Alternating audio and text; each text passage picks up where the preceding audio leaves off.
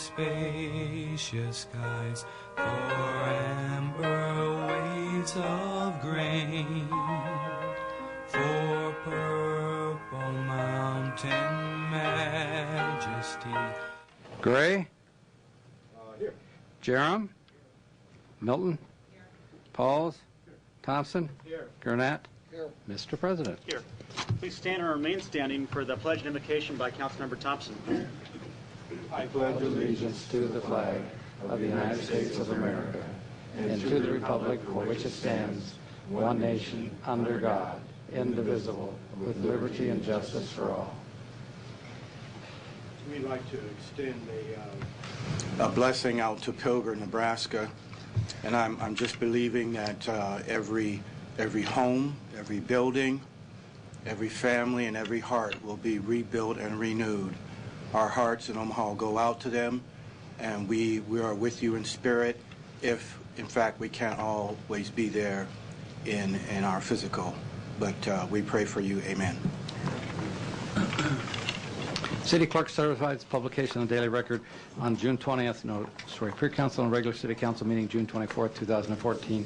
Current copy of the Open Meetings Act is posted in white binder on the east wall of the legislative chambers. Good afternoon and welcome to the Omaha City Council. This meeting is conducted in public and by law may only address the topics listed on the published agenda. This council will hear testimony but will not engage in debate of the issues with the public at this meeting. During testimony, it's not appropriate to applaud or convey disapproval. These actions only detract from the formal decorum of the meeting. At this time, please turn off or mute any electronic device. And before we get started, let us say also good luck to both Vanderbilt and Virginia tonight in what could be the final game of the College World Series. Mr. Clerk. Zoning ordinance on final reading Plan Board detachments, item number 5.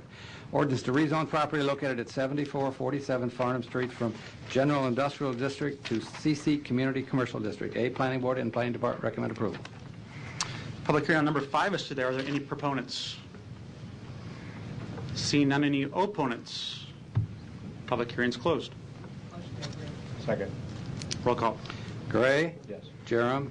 Yes. Milton? Yes. Pauls? Yes. Thompson? Yes. Gurnett? Yes. Mr. President. Yes.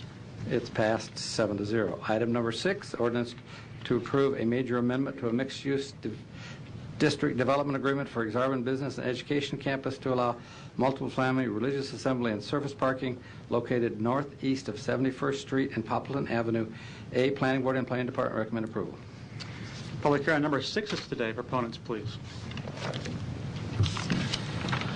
Good afternoon. My name is Paul Jeffrey. I'm with BVH Architects, and I'm here to answer any questions for you about the proposed Newman Center building. Thank you. Any other proponents today? Seeing none, any opponents? Public hearing is closed. Second. Roll call. Gray? Yes. Jerem? Yes. Milton? Yes. Pauls? Yes. Thompson? Yes. Gurnett? Yes. Mr. President. Yes. Passed 7-0. 7 and 8 were one. Case 7 is ordinance to rezone property located northwest 134th and 4th Streets from mixed-use development to R5 Urban Family Residential District. A, Planning Board, Planning Department recommend approval. And 8 is ordinance to approve a major amendment to a mixed-use development agreement for Standing Bear. A, Planning Board and Planning Department recommend approval. We're requesting a 3-week layover to July 15th for proper notification and to continue the public hearing. So moved. Roll call. Gray? Yes. Jerem? Yes. Milton? Yes. Pauls? Thompson? Yes. Gurnett? Mr. President. Yes. It's laid over 3 weeks, 7-0. Pursuant to City Council Rule 7H, due to no meeting being held July 8th, agenda item number 9 shall be laid over 3 weeks for publication and public hearing.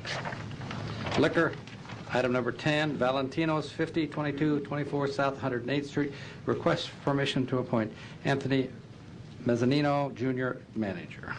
Public hearing on number 10 is today. Proponents, please. Ladies and gentlemen, my name is Tony Messinio. I'm co-owner of Valentino's and serving as district manager in Omaha. And if there's any questions, I'd be more than glad to attempt to answer them. And your address, please? Pardon me, sir? Your address, please? My local, Sure. 6730 Park Crest Court, Lincoln, Nebraska. Thank you. Are there any other proponents today? Seeing none, any opponents? Public hearing is closed. Mr. Thompson. Yes, I want to move the approval of the best buffet in Omaha. Appreciate it. And I'm going to second that. Motion and a second. Roll call. Gray, Yes. Jerem, Milton, Pauls, Thompson, Gurnett.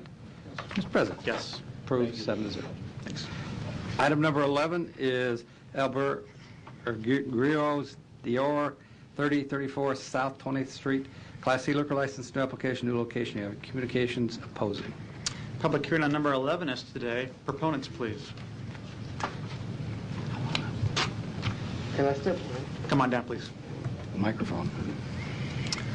Just go to the microphone there and your name and address, please. Okay, his name is Fabian Gutierrez, 3034 South 20th Vinton.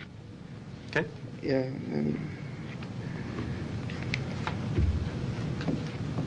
Do we have to read this or what? Do you have a statement, or do you just want to answer any questions? Oh, any questions? Okay, thank you. Are there any other proponents today? Seeing none, are there any opponents that want to speak? Public hearing is closed. Mr. Gurnett. Thank you, Mr. President. Is it Fabian? Yes. Okay.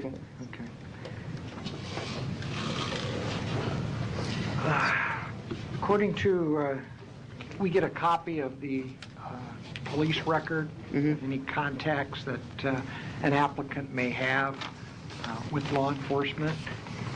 And I've noticed that there are 3 entries for Fabian in regards to some things dating back to 2007. And as you know, someone that is managing a liquor license needs to obey the rules. And with the record of having contacts with the police, what's changed that you can tell the council that you'll be able to follow the rules and assist law enforcement if they have to come onto your property? De los problemas que están pasando con los reportes que están con la policía. ¿Qué cambios puedes hacer que aclaren estos, si llegan a pasar en este tiempo? Los reportes que tuviste de los antepasados, los de la policía. Si llegaran a pasar ahorita, ¿qué harías para, o qué tratarías de hacer para aclarar o arreglar los problemas? ¿De lo que pasó en el restaurante? Si volviera a pasar otra vez.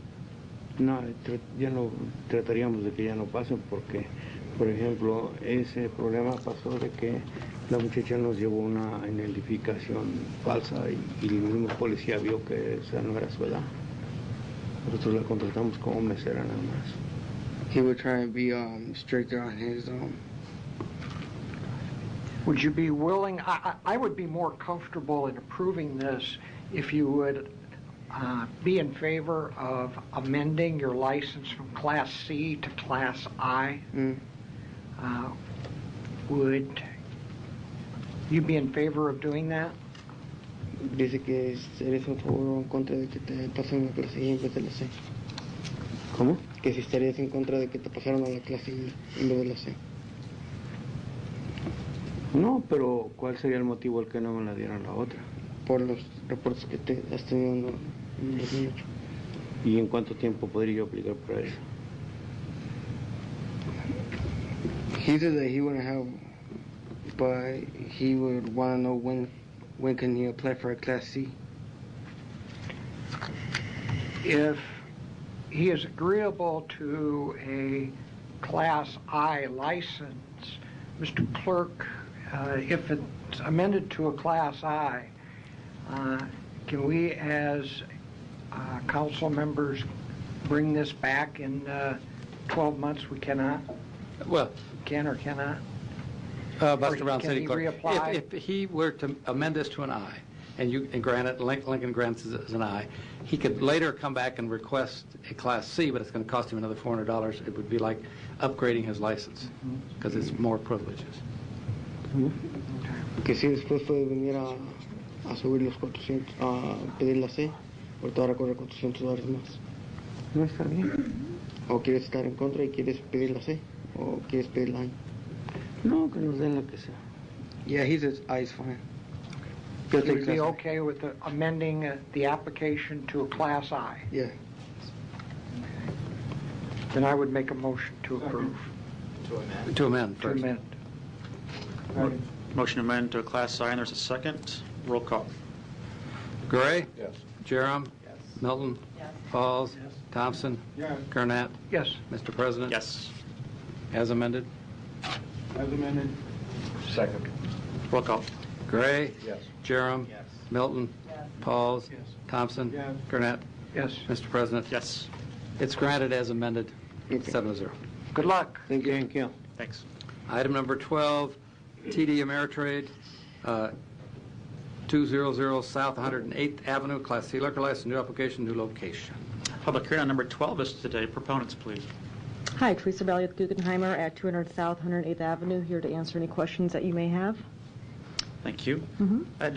Just one maybe. So this is the second type license we've seen at a private corporation recently. And I think you did the first one. I did for didn't you? Gavilon With in Gavilon. Holland, correct. And both were Class C, is that correct? That's correct. And so what that means is they may have an event there where they can serve liquor, or they may have a cafeteria where that can be purchased by employees. Or is that not the case? We don't sell alcohol in the cafe. It's only for private events. Okay. During receptions or plated meals. Just events and receptions. Correct, correct. And then why the Class C? To be able to carry off-site? If there's outside events, that's just typically the license we've gone with. If they did off-site, like... Like across the street at the exchange sites, perhaps, if we have to do an outdoor event and to cover the outside areas in the across the street locations on the entire campus. That's not. Yeah, Mr. Clerk, do you want to... Okay. The difference between a Class C and a Class I is Class C, you can sell anything, any type of alcohol, beer, wine, distilled spirits, to drink on the premises. Class C, same privileges, but you also can sell it to go. Right. That was a discussion had, and so that's why we did apply for it. So that's on hold at this time. We don't plan to do that just yet. For right now, it's just going to be utilized primarily for private events. Okay. So I wasn't really intending to go down this line of questioning, but Sure. With that line of thinking, Mr. Clerk, is it best to stick with a C or go to a Class I? Or? Well, with a C, they could, they can do what they want to do with a C. They can do most of what they want to do with an I. In the future, if they want to start off sale, they could do it without coming back and reapplying. Okay. And that might be something you pursue in the future, but you're not doing right now. Correct. Okay. Any other proponents that want to speak today? Seeing none, any opponents? Public hearing is closed. Move the approval. Second. Roll call. Gray. Yes. Jerem. Milton. Pauls. Thompson. Yes. Gurnett. Mr. President. Yes. Granted 7-0. Thank you. Item number 13, Hinky Dinky Supermarkets, DB Nuestro Familia Supermarket, 2900 Leavenworth Street, Class C liquor license, and upgrade of their present package liquor license. Public hearing on number 13 is today. Proponents, please. Good afternoon. Anthony Christenham, 3611 North 101st Street, Omaha, 68134. Here to answer any questions you may have. Thank you. Any other proponents? Any opponents? Public hearing is closed.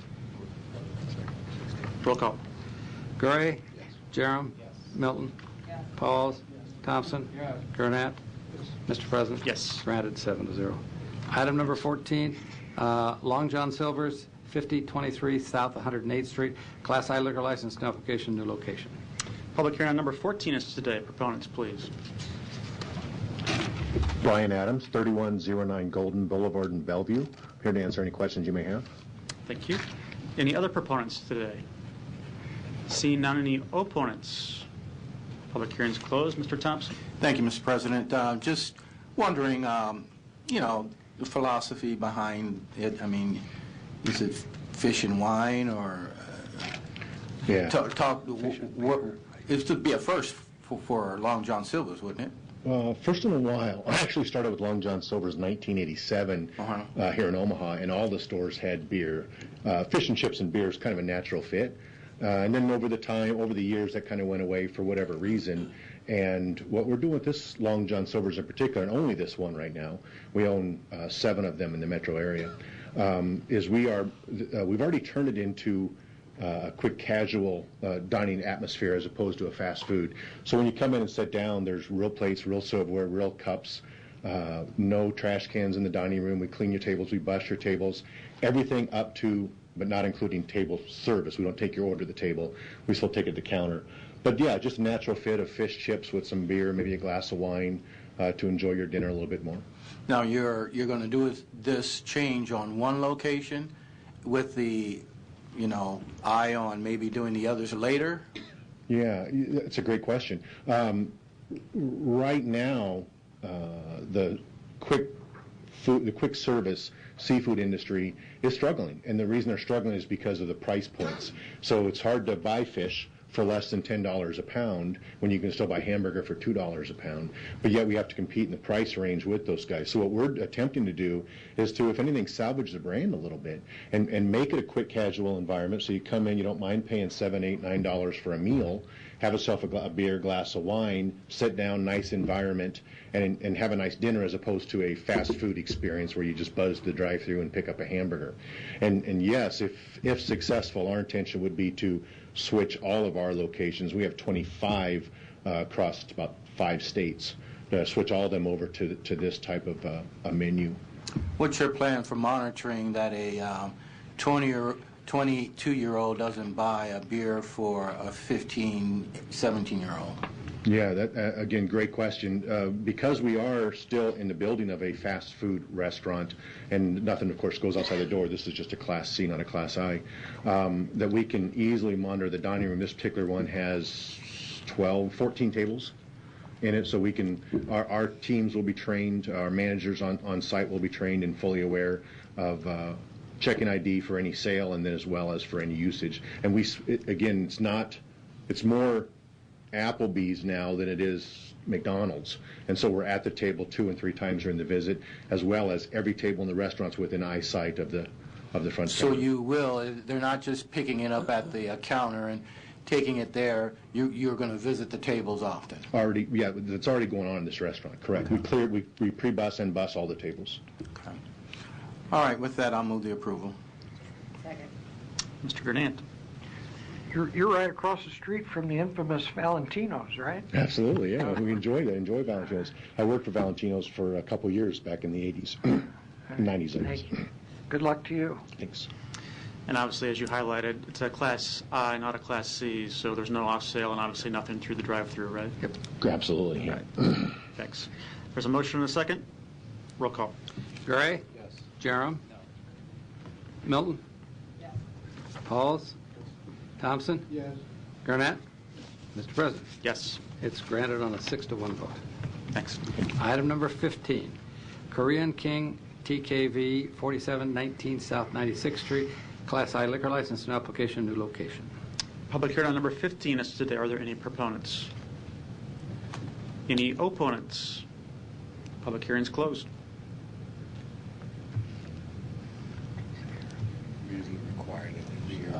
Should we have them comment? I believe here. Come on up. Okay. Yeah, please come on down. She was here. I closed the public hearing, but I'll call you up, and if you want to give your address and name. My name is Tokum. Move over to the mic, please. There you go. My name is Tokum Vincent, Korea King, 4719 South 96th Street. Thank you. Any questions? Motion approved. There's a motion and a second. I think we usually just like to make sure the applicant's here in case there are questions. So thanks for doing that. Motion and a second. Roll call. Gray? Yes. Jerem? Yes. Milton? Yes. Pauls? Thompson? Yeah. Gurnett? Mr. President? Yes. Granted 7-0. Thank you. Item number 16, Sam and Louis, 7641 Cass Street, Class I liquor license, new application, O location. Public hearing on number 16 is today. Are there proponents? Hi, I'm Tom Wagner. The restaurant's located at 7641 Cass Street, and I'm here if you have any questions. Thank you. Other proponents? Any opponents? Public hearing is closed. Motion approved. Roll call. Gray? Yes. Jerem? Yes. Milton? Yes. Pauls? Yes. Thompson? Yes. Gurnett? Yes. Mr. President? Yes. It's granted 7-0. Item number 17, Levi Premium Food Services at Century Lake Center, Omaha, 455 North 10th Street. Request permission for an addition to their present Class C and catering liquor license. Public hearing. We have communications from Mr. Kelly, third communications from Mr. Kelly. We're about to get another one, too, it looks like. Public hearing? He didn't believe the first one he read. And they're requesting an amendment, too. Okay. Public hearing on number 17 is today. Proponents, please. Mr. President, members, Mike Kelly, 7134 Pacific. I'm appearing here with Chris Van Dorn, who's the manager for Levi Premium Food Services. And as we discussed at the pre-council, there's an area south of the arena which gets a lot of traffic, intermissions of concerts, where people will filter out to smoke. There's a big desire on the part of the public to be able to carry alcohol out there. To do that, we need to license it. Now, originally we proposed quite a big area. We cut that back maybe in half. And even the area that we're asking for, we might not use all the time. This would be fenced with bike rack fencing, and it would be used, we would notify city and state when it's going to be used that way, but we are asking that it be permanently licensed. There's also a second area that I talked about, which is really no controversy at all, which is the terrace area, which was, they actually sold alcohol out there for years, thinking it was licensed. There's a question about that now. I still think it was licensed, but we're clarifying that. So that's the second part of this. First part could have some questions, and that's why Chris is here. We're open to questions as you might have. Thank you. Other proponents, please. Seeing none, any opponents? Public hearing's closed. Motion to approve as amended and recommended. Well, first of all, motion to approve the amendment. Motion to approve the amendment. Motion and a second. Roll call. Gray? Yes. Jerem? Milton? Pauls? Thompson? Gurnett? Mr. President? Yes. Jerem passed the second time for a potential conflict of interest. The amendments. The motion to approve as amended and recommended the Nebraska Liquor Control Commission waive their fencing rules so as to allow events with temporary fencing. Roll call. Not this one, next one. Well, there will be temporary. Yes, it's temporary fencing. Gray? Yes. Jerem? Milton? Pauls? Thompson? Gurnett? Mr. President? Yes. Jerem passed the second time for a potential conflict of interest. 18 is approved as amended with the recommendation. 17 was approved. 17, yeah. Now, 18 is Stores, Trophy Room, Grill, and Brewery, 345 Riverfront Drive. Request permission for addition of the present Class C and catering liquor license. Location of 2 outdoor areas. Communications from Mr. Kelly requesting amendment. Public hearing on number 18 is today. Proponents, please. Mr. President, members of the council, Mike Kelly, 7134 Pacific, appearing here with James Markle. And since I talked to you this morning, there's a little different concept. He and his father have a little disagreement. Imagine a father and son ever having a disagreement. I can't imagine that. But I also have a long history with that problem, both with my father and my son now. Anyway, those things happen. I think James is probably right. I think his view here is to use, we still want to make this a permanent grassy area next to the main building and next to it's a patio out there now. We want to make this a permanent part of the licensing, but it would still be on a temporary fencing. But his plan is to have it be standalone as a beer garden, so there wouldn't be a lot of traffic back and forth. You still have the issue of having the license going across a public place, but just as you have out at the Saddle Creek Bar, where you have an public alleyway, but still the volleyball courts are licensed as part of the addition. So we would be asking for that. We wouldn't be asking to have customers go back and forth, which was contrary to what I told you this morning. So I want to clarify that based on my clarification from James. And he's here, I think, kind of taking this project over. So if you have questions for him on how this might operate, we're here to do exactly that. Good. Thank you. Any other proponents today? See none. Any opponents? Public hearing's closed. They're going to amend it. Yeah. Ms. Peters. Michelle Peters, Assistant City Attorney on behalf of the Parks, Rec, and Public Property Department. Not really any opposition to this. Just a clarification with regard to that sidewalk walkway. That is the major thoroughfare from Riverfront Drive and the parking lots down to the riverfront. So we just want to make sure that this license or any restrictions that would go with this license, such as fencing, would not in any way impede or infringe upon that public access. Thank you. Okay.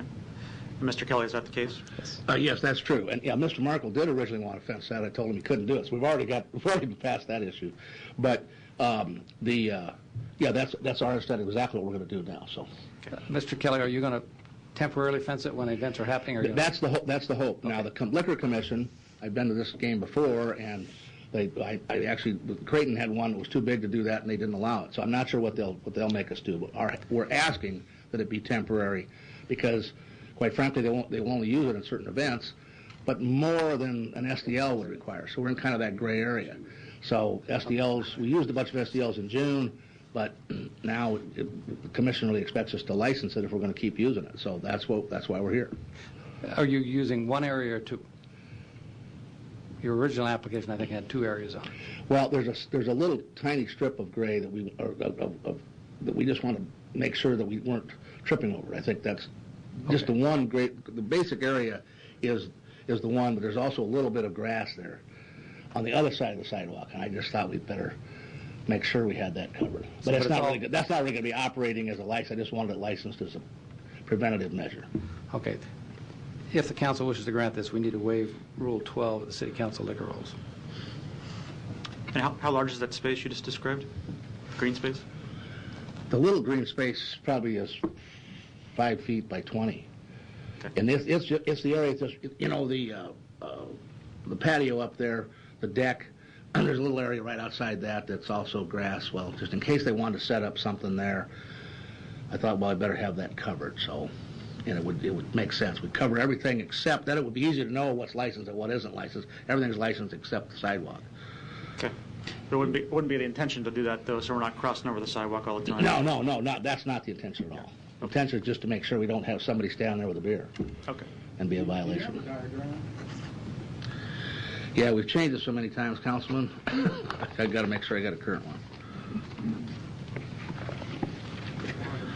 Yeah, there you go. Thanks. The area that I was just referring to is this little area that's right off the deck. That's not really going to be used, but I'm asking we license it anyway. Then the main area we're talking about is this area right here. This is a big grassy area. It's city-owned. We have it leased on a 50-year lease. So, and this eventually, there's negotiations with the city. This may become the brewery site, but that's up in the air. I'm not trying to say it is or isn't. There's a lot of discussions have to be had about that. That would, of course, change. We'd have to have a different kind of license then. In the meantime, we're trying to use this as a permanent outdoor beer garden. Mr. Clerk, what do you say we have to do? You have to waive Rule 12, which deals with the crossing of the sidewalk and close to the building. So motion to amend. No, motion to waive Rule 12. Motion to waive Rule 12. Roll call. Gray. Yes. Jerem. Yep. Milton. Yes. Pauls. Thompson. Yes. Gurnett. Mr. President. Yes. Jerem passed second time for a potential conflict of interest, and now you need to amend.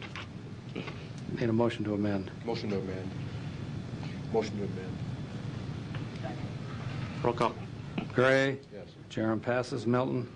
Pauls. Thompson. Gurnett. Mr. President. Yes. Jerem passed the second time for a potential conflict of interest. As amended. As amended with the same thing as amended, and recommend that the Nebraska Liquor Control Commission waive their fencing rules.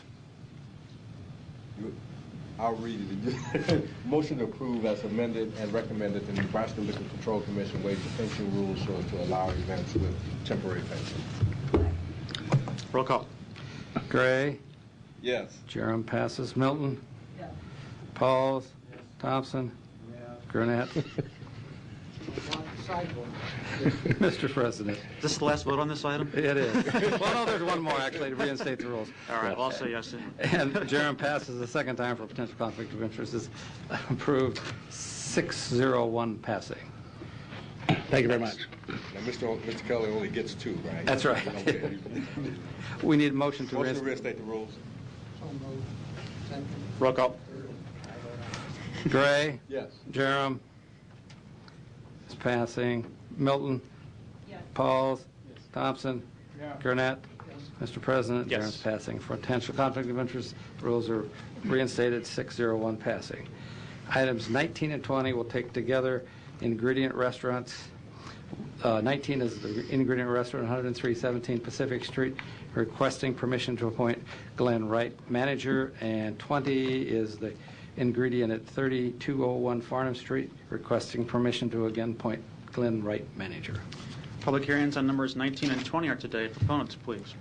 Glenn Wright, 6130 Whitmore Street, Omaha, Nebraska, here to answer any questions. Thank you. Any other proponents, please? Any opponents? Seeing none, public hearings closed. Motion approval. Second. Roll call. Gray? Yes. Jerem? Milton? Pauls? Thompson? Gurnett? Mr. President. Yes. Approved 7-0. Item number 21, Zinn Restaurant, 316 South 15th Street, request permission to appoint Kirk Wright manager.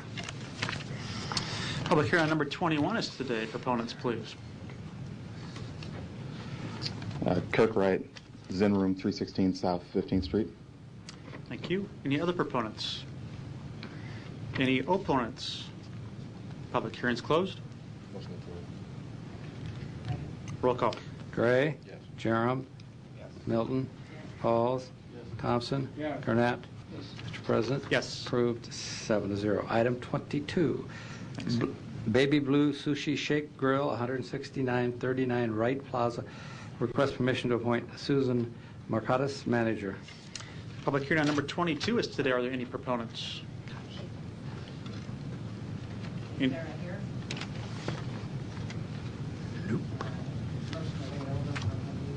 Second. And continue public hearing.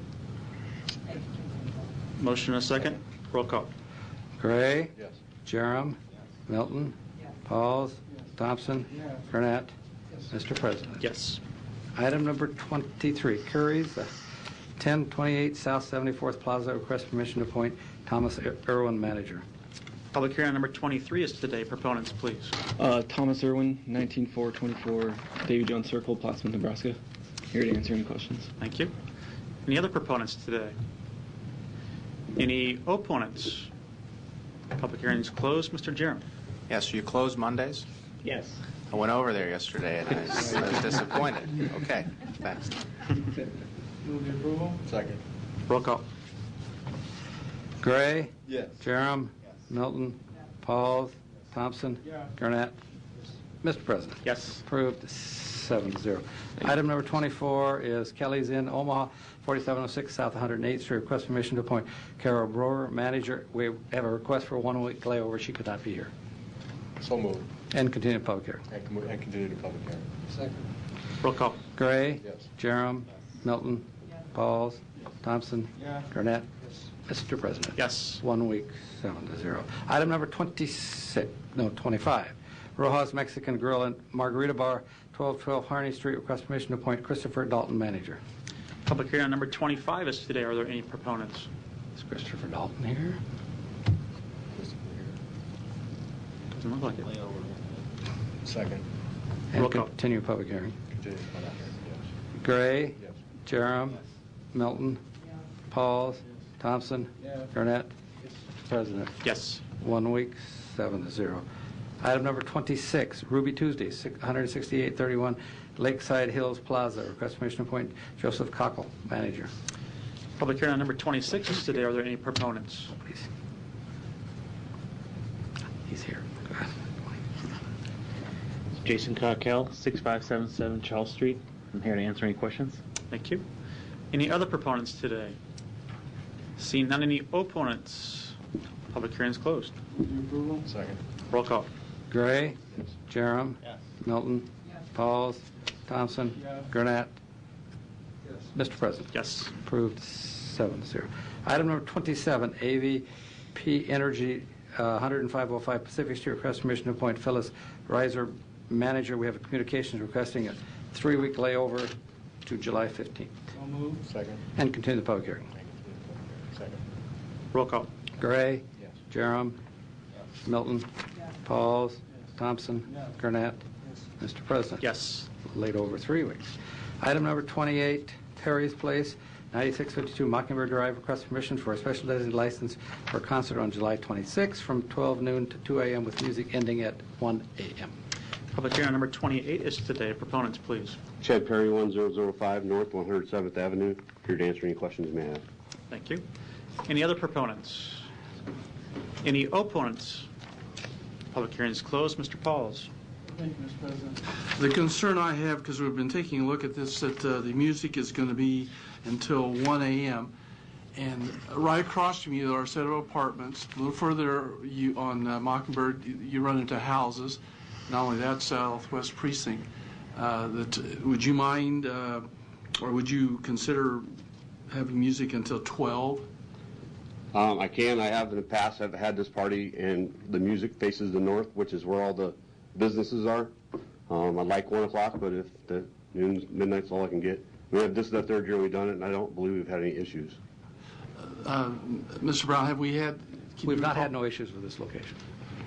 Let me ask the rest of the council. We have been staying around 12 o'clock, have we not? Is it? Yes, in our 2 districts. And mine too. Yeah. And there's one in Elkhorn, I believe we gave to 1 also. Okay. So, 1's okay then. If we're Okay. gonna do it. No other lights. Is there a motion? Motion. Move. You want to make a motion? Yes. I move. Second. Motion to approve for 1. And there's a second. Roll call. Gray. Yes. Jerem. Milton. Yes. Pauls. Yes. Thompson. Yes. Gurnett. No. Mr. President. Yes. It's approved on a 5 to 2 vote. That is all of the short liquor. Consent agenda. Any member of the City Council may cause an item placed on the consent agenda to be removed. Items removed consent agenda shall be taken up by City Council meeting following the consent agenda in the order in which they were removed. The public hearing on agenda item number 29 was held on June 17th. Motion approved. Second. Roll call. Gray. Yes. Jerem. Milton. Yes. Pauls. Yes. Thompson. Yeah. Gurnett. Yes. Mr. President. Yes. It's passed 7 to 0. The public hearings on agenda items number 30 through 36 are today. If you wish to address the City Council regarding these items, please come to the microphone, indicate the agenda item number you wish to address, identify yourself by name, address, who you represent, and if you are a proponent or an opponent. Hey, Matt Dwyer, Green Slate Development, 450 Regency Parkway, Suite 220. A proponent for number 30, the Farnham Street conversion. Here to answer any questions. Thank you. Also, just for the record, I do also stand in place of my partner and Vice President of the Blackstone BID Board, Jay Lund, who regretfully cannot be here today. He's disappointed, but he got pulled away on an emergency basis. So, Great. Thanks for being here. Sure. Any other proponents on these items? Any opponents? Seeing none, public hearings are closed. Roll call. Gray. Jerem. Milton. Yes. Pauls. Yes. Thompson. Yes. Gurnett. Yes. Mr. President. Yes. So they're 30 through 36 are adopted 7 to 0. Resolutions, item number 37, resolution that the test Eckhart Court Taxing and Financing Redevelopment Project Plan located at 617 South 31st Street with process, which proposes the complete demolition and removal of the existing 2 structures and the construction of a new single-family, multi-family apartment structure consisting of 36 market rate units and parking site is hereby approved. Public hearing on number 37 is today. Proponents, please. Good afternoon. Bridget Hadley, City Planning. Before you is a project that is in the Leavenworth neighborhood as well as a part of the Park Avenue redevelopment plan that was approved in 2008, which identified this particular area as partly identifying this as an area in need of redevelopment. An area in need of redevelopment means that for our purposes it is a community redevelopment area formerly known as blighted and substandard. So there has been a lot of redevelopment taking place in this particular area of Midtown, and I know you've seen those particular projects. This particular property at 31st here and St. Mary's Avenue, right in that particular area, is a property that has two structures. It's a little bit hard to see. But here is one building and here is the other building, and this is an open courtyard. It is currently on our code enforcement list and has been monitored by our code enforcement inspectors. And just it's a little bit of tidbit of information. In the Leavenworth neighborhood, where we have seen quite a bit of redevelopment, hopefully I can point this out. And this is from our GIS website.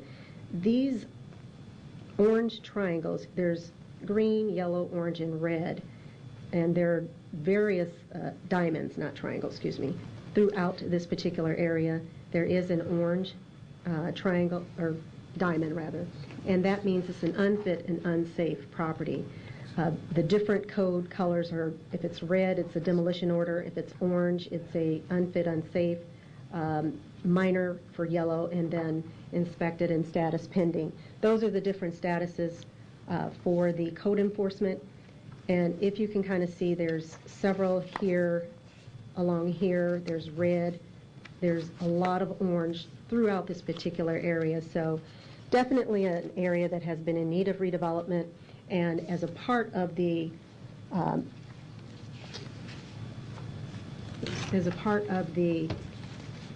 Avenue redevelopment plan, we want to definitely help revitalize the area, bring back reinvestment, and as well help to densify the area with decent, safe, and sanitary housing.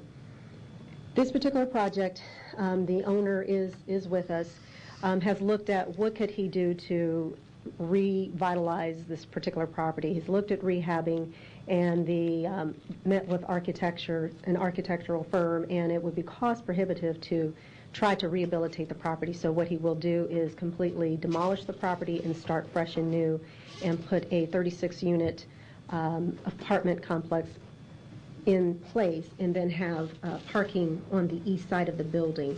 So the property will be brought up to the curb, to the street, and the entrance will be from the front, with parking on the back, and then diagonal parking, back-end diagonal parking along 31st Street. There will be about $15,000 of the TIF that will be contributed toward the Midtown Public Improvement Fund, and several of those dollars are going toward the Farnham Street two-way conversion. This does represent a little over $500,000 of TIF, and it is at least a $3.8, almost $3.9 million investment into this particular area. So with that, I would ask for your approval. Thank you. Any other proponents today? I apologize if I may pull this back. I meant to show you this is the elevation of that particular, the west elevation of that building. Thank you. Any other proponents today? See none. Any opponents? Deshaun Cunningham, 604 South 22nd Street. Kind of just to go over what I've said a lot of the times when I've come down here about TIF, but I've done a little bit more research. According to the Nebraska statute, it's 18-2113, paragraph 2, section B, when it talks about the cost-benefit analysis of TIF funding, it says that it should be what should be considered as public infrastructure and community public service needs, impacts, and local tax impacts arising from the approval of said development. Now, with something like this, going again for market rate apartments, I don't see how that is justified as one, public infrastructure, and secondly, I don't see how this provides a public service. This is a private venture taken upon by this owner to build a private lot. There's already an existing structure.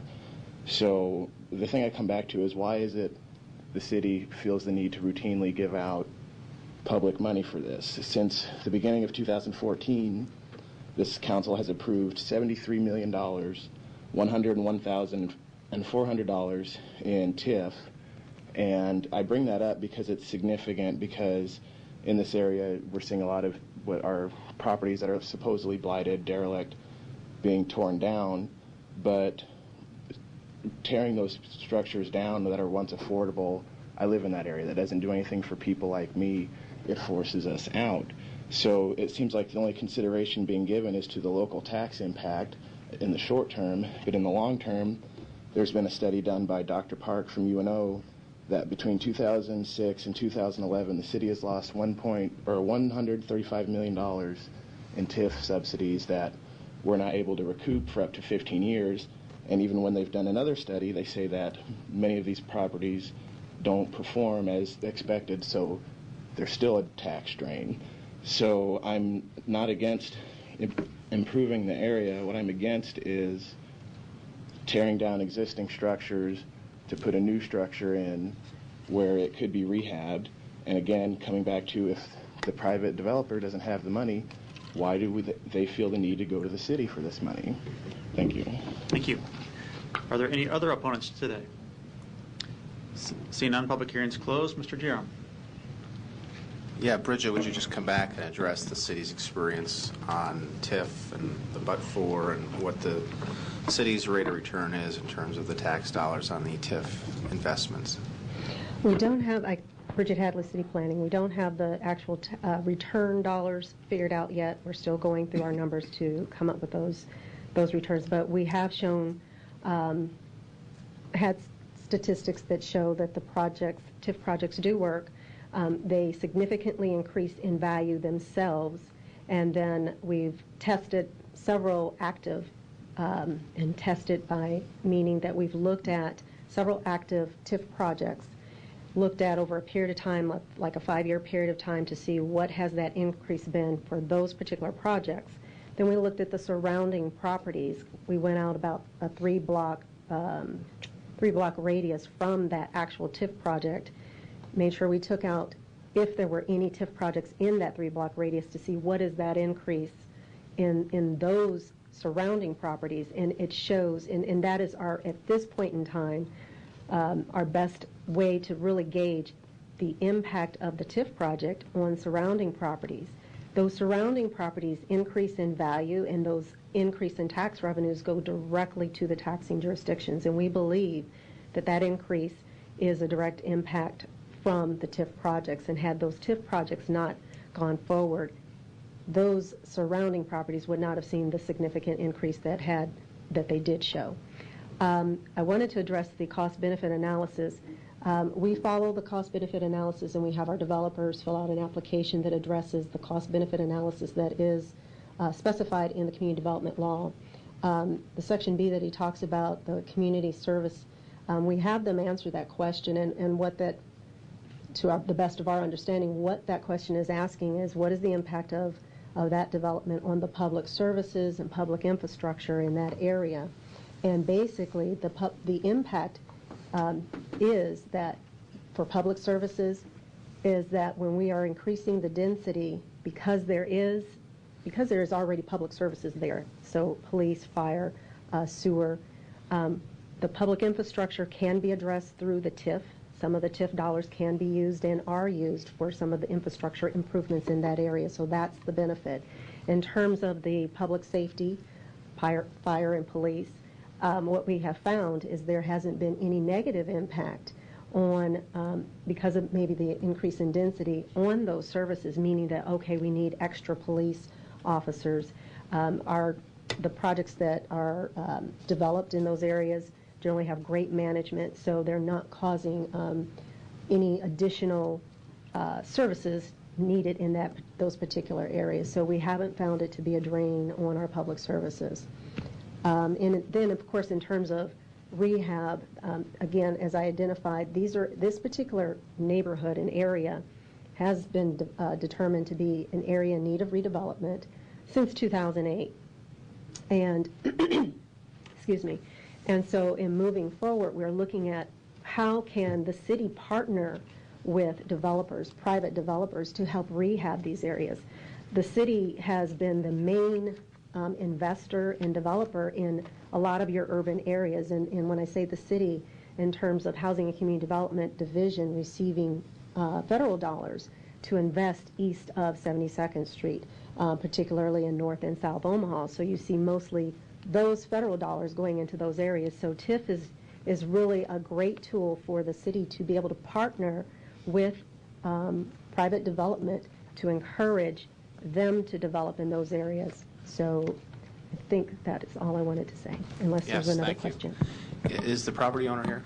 Is it Dave? Come on down.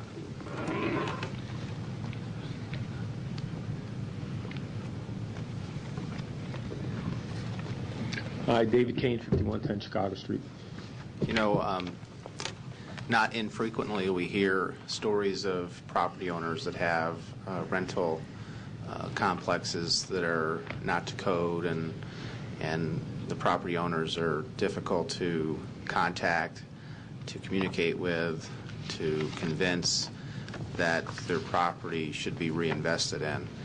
And I know before the meeting when we met, you had a conversation with me and someone else who's working in the area on similar projects and talked about how you had actually looked at the possibility of doing the rehab of the existing structure, but determined that the economics just didn't work in doing that, given the condition of the building, its age, the structural and other repairs that you would need to do. You couldn't physically make that work and finance it. It would be a negative return that would far exceed what you would recoup. Is that correct? Yes, as a matter of fact, I spent a year and a half working with a experienced developer. As a matter of fact, the fellow was the construction manager for ECI on Midtown Crossing. He was working with me on it, and we got quite far into the project, but the return was only about 3%, and it was just impossible to raise investors to do a rehab. As a matter of fact, the suggestion to build a new building kind of came through the fellows at Urban Village, Midtown Properties, and it is turned into a good project. We're on the edge like all of them, and then the TIF is what really puts it over the line to make it a cost-effective project. So in terms of this investment that you're making, I think it's across the street from the Jackson Elementary School. Yes, sir. And to the north of the Triangle project, which happens to be the next one. Right. As I understand it, it's almost $4 million. My project, yes, 3.8, Right. yeah. So I want to thank you for your investment in that part of the town, and I would make a motion to approve. Second. Thank you. Motion a second. Ms. Milton.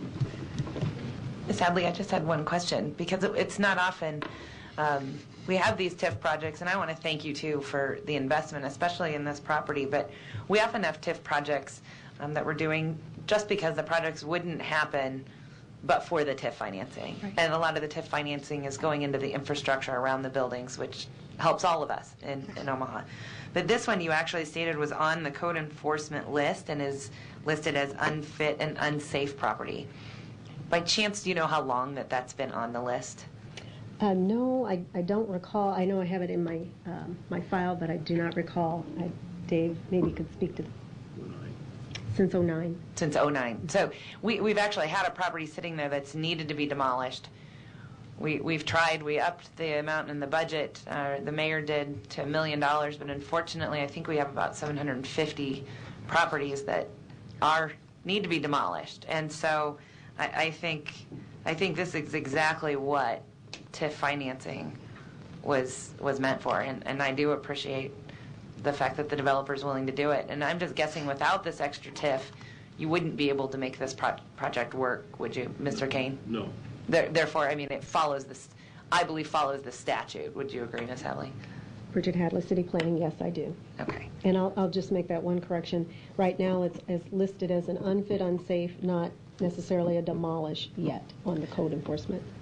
Not yet. But Mr. Kane, you've done, then I apologize for going back and forth, but it sounds like you spent a year and a half looking for a way to rehab it, but financially, it just wouldn't make sense. It's built in 1915, and it really is at the end of its useful life. And I've had several people who specialize in rehabilitation, look at it and just couldn't make the finances work. So this really is what will work significantly better. Okay. Well, thank you. Thank you very much. That's all I have, Mr. President. No further lights. Motion and a second. Roll call. Gray? Yes. Jerem? Yes. Milton? Yes. Pauls? Thompson? Yes. Gurnett? Yes. Mr. President. Yes. Adopted 7-0. Item number 38, resolution to attach Midtown Triangle Tax Center Financing redevelopment project plan located northwest of 30th and Leavenworth Streets and at 3036 Marcy Street, which proposes the complete demolition of structures, clearing and grading the site, and new construction of 178-unit, 4-story wood and frame structure over a 1.5-story concrete podium, which consists of parking stalls, is hereby approved. Public hearing on number 38 is today. Proponents, Ms. Hadley. Good afternoon again, Bridget Hadley. This particular project is also in the same neighborhood. And in fact, if I get my bearings correct, we were just at 31st. Oh, just to the east and up one. I'm sorry, right here. So the project we just spoke of was right here.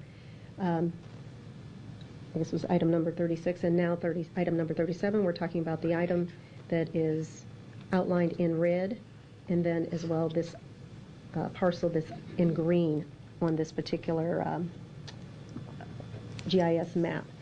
This particular project, again, in the Park Avenue redevelopment plan area, an area that was determined that needs to be redeveloped, needs to have reinvestment. I've already identified it's an area that has a lot of code enforcement issues in it.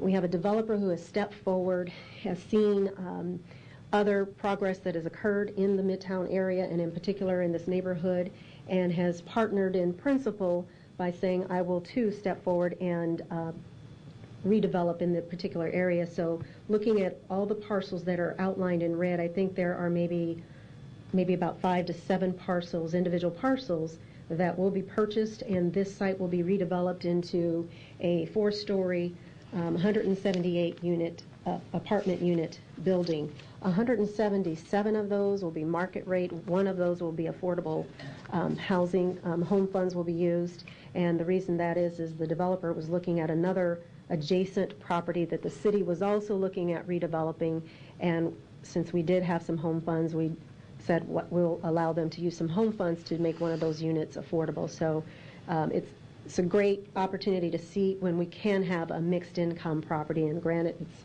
not huge mixed income, but it's a start. So that is, at this particular site, it will have commercial space, a little over 6,000 square feet of commercial space at this end. This particular end is where you will enter the 171 stall parking, which is underneath the building. This particular property, as well as this one, which is just 1 block to the south at 31st, this is 31st, and this is Leavenworth, I should have said. This is Marcy Street. This particular property was also on the code enforcement list, and there were a few within this red area that were also on the code enforcement list. It was demolished within the last 6 months, I believe, and the new owners have purchased, of course, the property, demolished it, and they are going to now place a 3-row home at that particular site that will have 2-car garages. So it brings a little more density into the area, but it brings quality housing into the area as well. There has been a lot of redevelopment along this Marcy Street, and of course, right here is Park Avenue, and this is where the Park Avenue redevelopment project occurred a few years ago. So we're starting to see more redevelopment and see that area come alive and revitalize and really transform, which has been good. And I know the Leavenworth Neighborhood Association has talked to us and talked to me and said they do appreciate all the redevelopment that is occurring. This particular project does represent 3.1 million, a little over 3.1 million in TIF financing, and it does represent about a little over 22 million in private investment, or total investment that is coming into this particular area. 40,000 of the TIF is going to be used toward public improvements in the Midtown area, specifically conversion of the 2-way Farnham Street. I will just say real quick that TIF is not just for public improvements. Originally, TIF, according to the community development law, was for public infrastructure improvements, but it was amended, the community development law was amended about 3 decades ago and allowed for redevelopment and for those TIF costs to go toward redevelopment and rehab. So oftentimes in these particular areas you will see those dollars go toward rehab, but also for public infrastructure. So with that, I would ask for your approval. Thank you. Any other proponent? Pardon me. Sorry. Did you forget the picture again? Yes. So here is the Leavenworth Street elevation. So we're looking at from Leavenworth Street. So here is 31st, and so this area would be where the commercial bays would be. And I believe that is the only elevation I have for the Midtown Triangle, which is the 178 units. And then for the other project which is at Little Marcy, called the Little Marcy. This is the 3 townhomes, and they're each 3 bedrooms, and they will have 2 car garages. And here's an elevation. The front elevation, which would be at 31st Street. The rear elevation, which is the east side of the property. The left and the right elevation. Thank you. With that, I would ask for your approval. I think we do appreciate seeing the elevations there, so thank you for that. Any other proponents?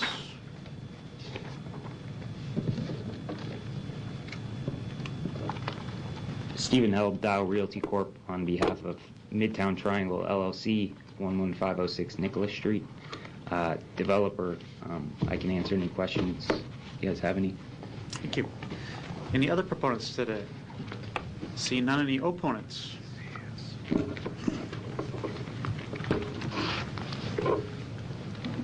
Sean Cunningham, 604 South 22nd Street. Again, I would kind of just like to go, this project still ties into what I was saying earlier. You know, I'm reading in here and it says TIF eligible costs for things such as acquisition and demolition. Now, if I wanted to buy the property or this developer wanted to buy the property, what is stopping him from going to the individual owners of those lots and saying, I want to make an offer? It may not even be the most generous offer that they would get, but if it's part of it is for acquisition, why does the public have to pay to buy the property that the developer is willing to put some money up? And the reason I bring this up, something else that was mentioned was that this was about utilities being improved. I kind of find that laughable. And something else I wanted to bring up is, I said we spent like about $73 million in TIF this year. Last year, the mayor cut $23 million from the Public Works Department. We have a federally mandated unfunded sewer project. We have better things to spend our money on than market rate, expensive, however you want to put it, residences.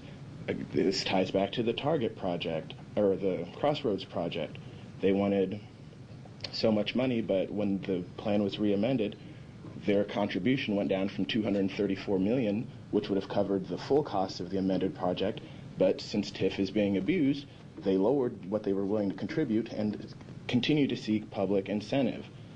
This, I'll say it again, this does not need to happen, especially at a time when we're crunching money, especially at a time when there's critical public infrastructure that needs to be placed.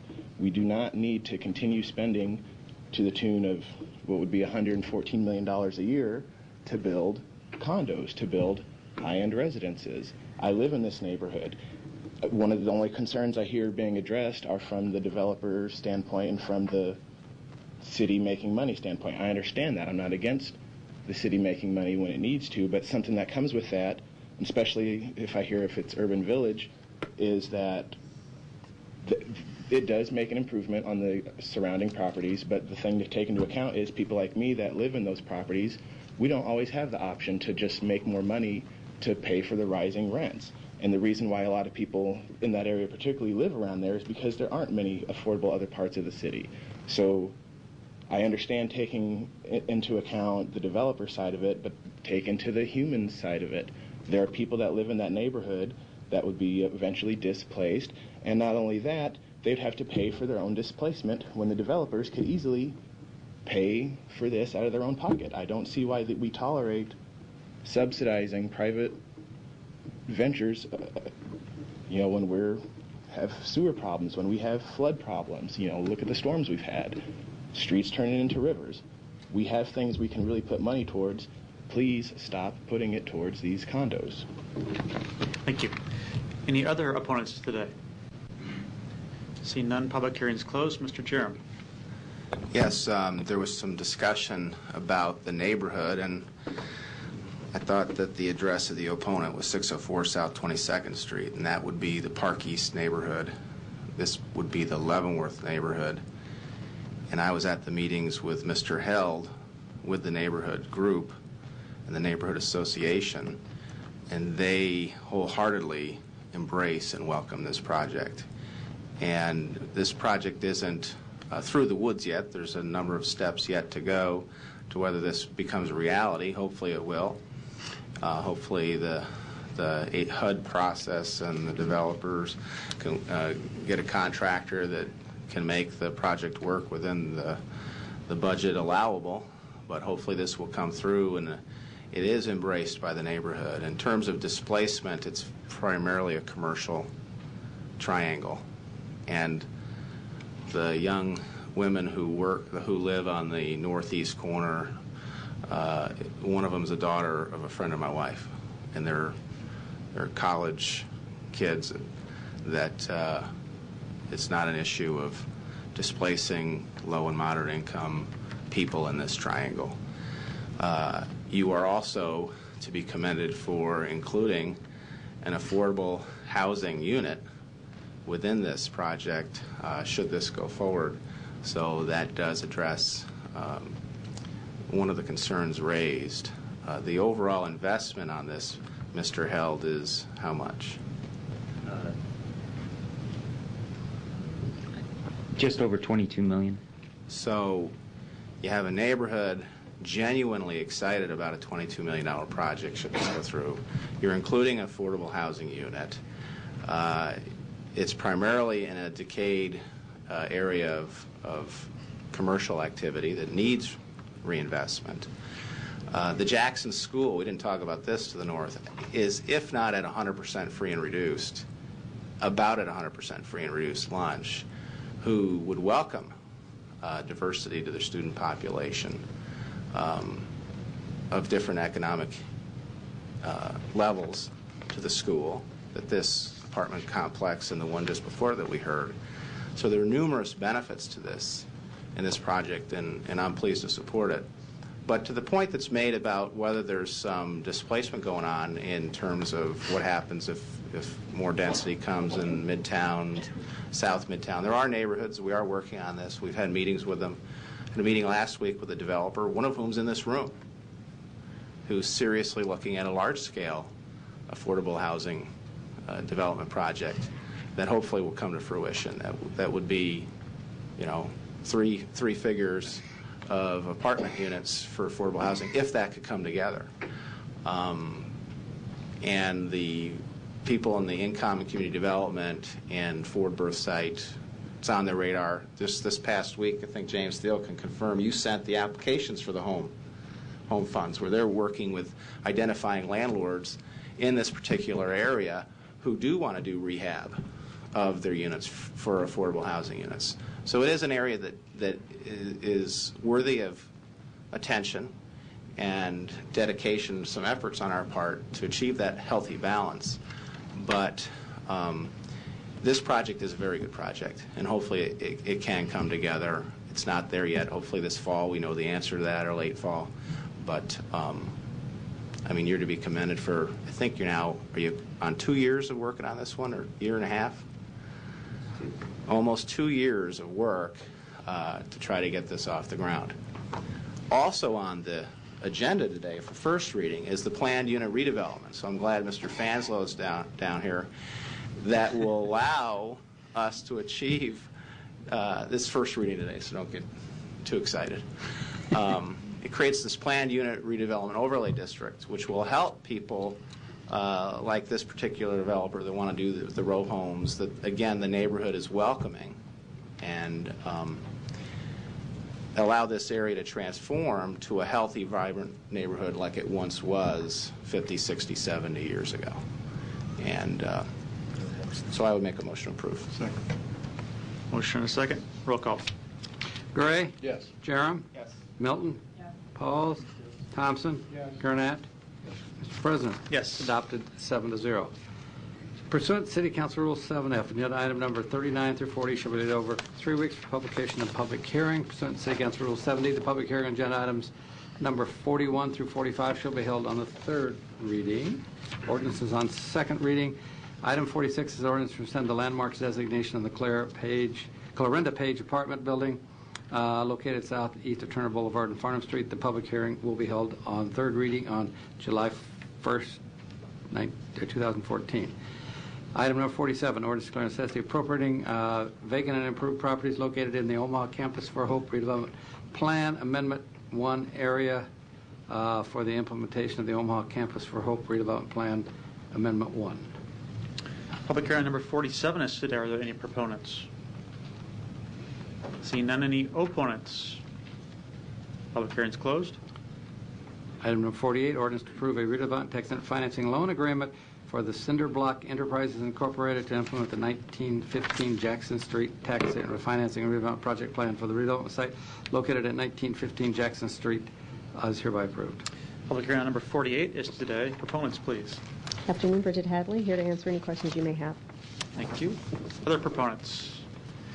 Any opponents?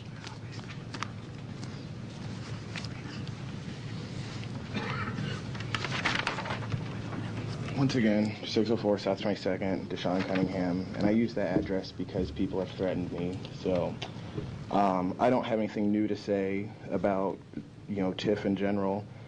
People might think I don't like Miss Hadley, but she actually used to babysit me when I was a kid, so don't take it personally. But same thing, opposed, same reasons. Thanks. Was she a good babysitter?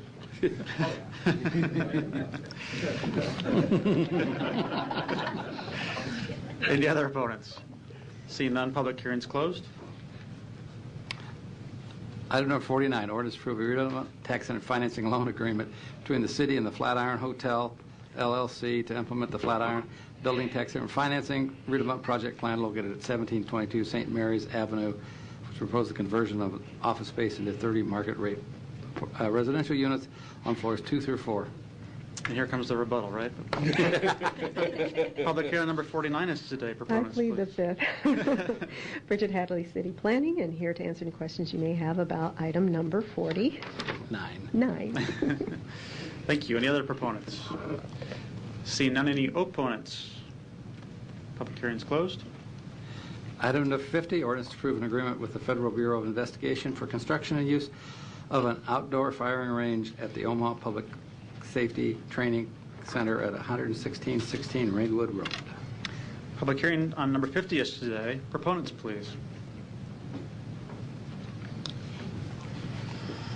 Captain Kyle. My name is Adam Kyle. I'm a captain with the Omaha Police Department, 505 South 15th Street. Here to answer any questions. Thank you. Any other proponents today? I'm Kevin Hytrek with the FBI, 4411 South 121st Court. Thanks. Any opponents? Seeing none, public hearing's closed. Mr. Gurnett. It's been a while since we've heard that term with the FBI in the City Council chambers. Just the facts. Just the facts, all right. Captain, if you would, please.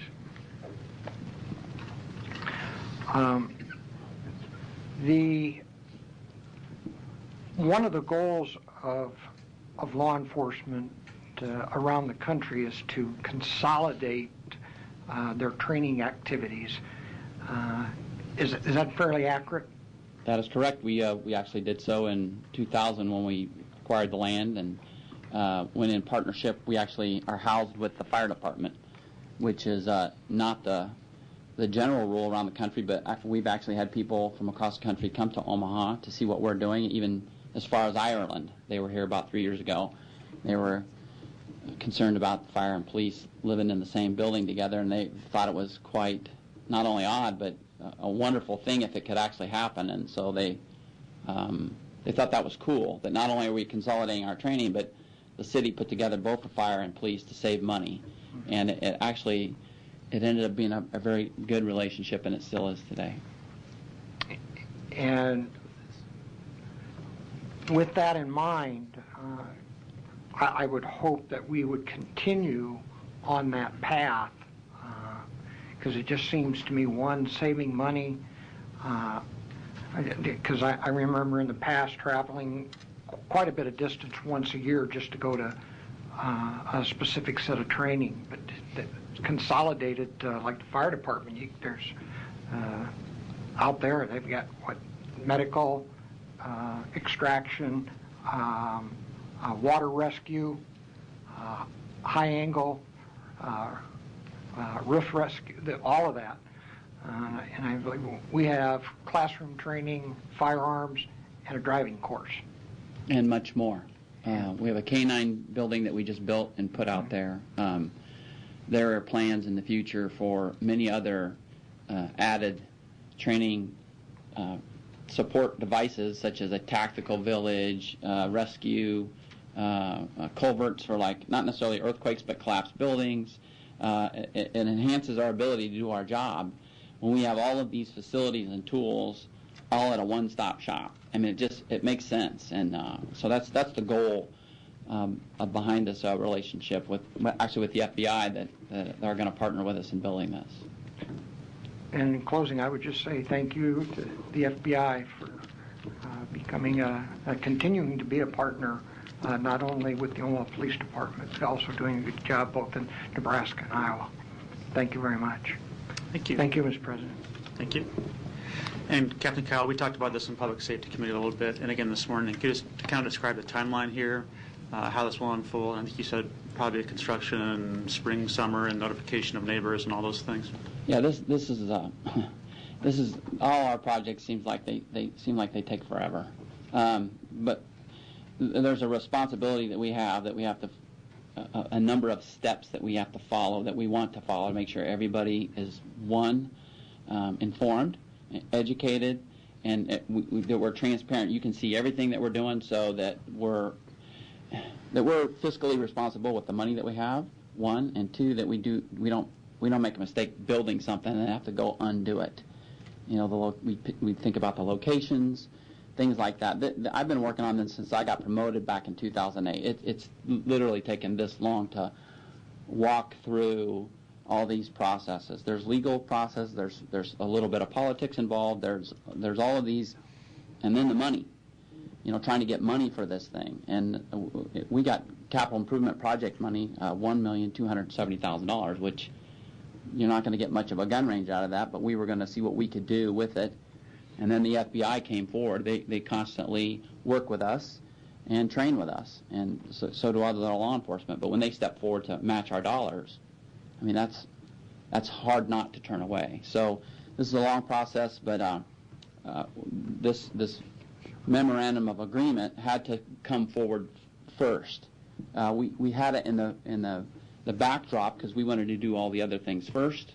We actually were going to meet each individually with you to explain to you what we were doing, so you get a picture of what we're doing, show you kind of a vision, what we plan out there.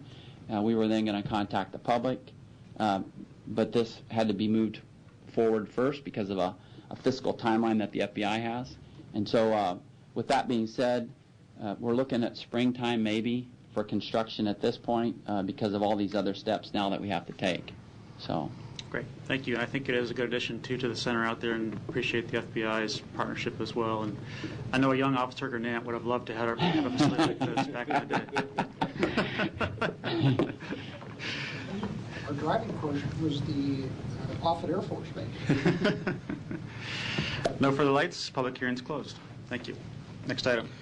Salvage dealers business, item 51, resolution the application of Cooters Enterprises to establish salvage dealers business at 902 Grace Street is hereby approved. Public hearing number 51 is today. Proponents, please. Val Gomez, 6120 North 68th Street, Omaha, Nebraska. Here to answer any questions, any concerns that someone may have. Thank you. Any other proponents? Any opponents today? Seeing none, public hearing is closed. Motion approved. Roll call. Gray. Yes. Jerem. Milton. Pauls. Thompson? Gurnett? Yes. Mr. President? Yes. It's adopted 7-0. Pursuant to City Council Rule 7H, the third reading and public hearing on agenda items number 52 through 53 shall be held on July 15th. Pursuant to City Council Rule 7C, the public hearing agenda items number 54 through 55 shall be held on the second reading. Item number 56 is ordinance to amend sections 31, 145, 47, and 158 dealing with sewer use fees. We need a motion to set the second reading on July 1st, the third reading and public hearing on July 15th. Second. Roll call. Gray? Yes. Jerem? Milton? Pauls? Thompson? Gurnett? Mr. President? Yes. Reconsideration. We'll read items 57, 58, 59, and 60 one time and take 1 second. 57 is motion by Councilmember Milton to reconsider CCID number 572 of July 17th, which being an ordinance to rezone property located northeast 192nd and Leavenworth Street from Agriculture District to R6 Low-Density Multifamily Residential District and the Planning Board Rec. 58 is ordinance to approve the Planned Unit Development Overlay District with the Planning Board Rec.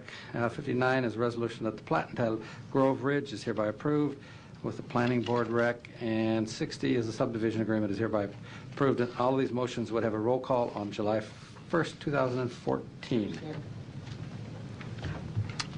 We have a second. Motion and a second. We do. Thank you. Motion to adjourn. Motion adjourned. Roll call. Gray? Yes. Jerem? Milton? Pauls? Thompson? Gurnett? Mr. President? Yes. 322. 322. Above the fruited plain, America, America, God shed his grace on